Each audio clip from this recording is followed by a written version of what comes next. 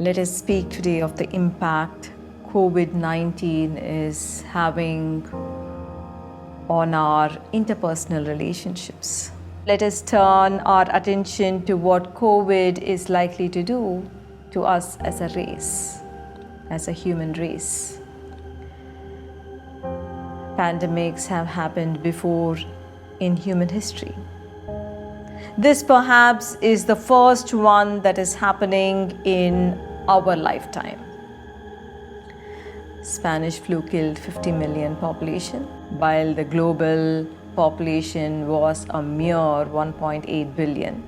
It was 182 times more life-threatening than COVID.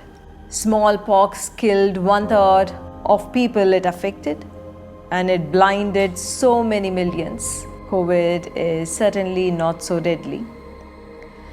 How is COVID affecting us then? COVID has sadly claimed many lives, yes. COVID has led humanity to a collective nervous breakdown, yes. It has broken the backbone of global economy, yes. COVID has driven millions into financial loss and poverty. But is that all it has done? COVID has affected the already fragile state of human relationships. The fact is that with the advent of social media and the internet-based entertainment streaming through phones, people were actually alienating themselves from one another. We did not look so much for our brothers and sisters or parents when we felt bored. We did not meet our friends, family, or visit cousins for fun or play. We were dependent on the crazy labyrinth world of internet. We could get lost in the labyrinth of YouTube or Facebook or Netflix seasons for hours, days, and even weeks. And COVID has, in a sense, precipitated that social alienation even further. Fear of the spread of the disease has already taken touching and hugging out of the equation now. Fearing the spread of the disease, today we leave our loved ones alone in some nameless ward in a hospital. We have moved away from actually caring for each other. Even if a loved one passed away, we are in the pitiable condition of sending a WhatsApp message as condolence. We are afraid to wipe the tears of family. This is not to blame anyone. This is the current circumstance. But please bring awareness to what is happening to your heart, what is happening to your capacity to love, to feel, to hold another in sadness, and to reach out when we need.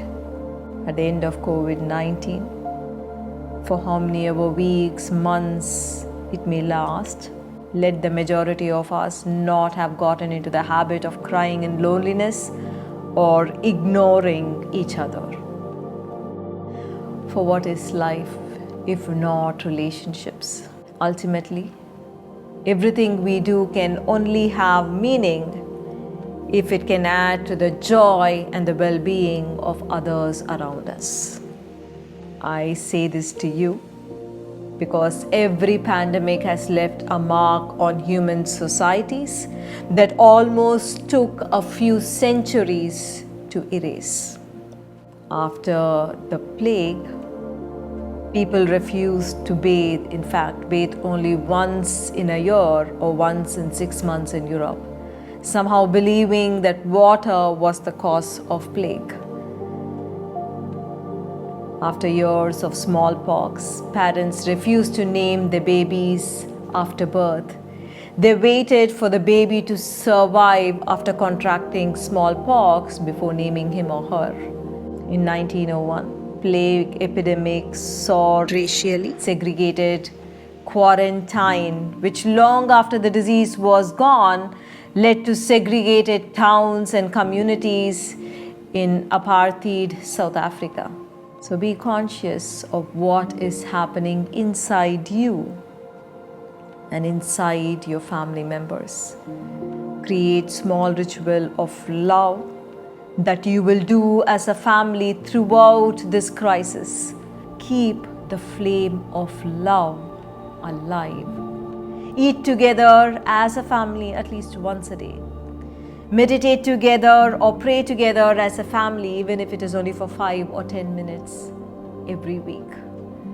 Within the family, hug each other and share and listen to the stories and anecdotes from your everyday life. COVID will pass, but remember to emerge as more loving and caring beings from this than otherwise.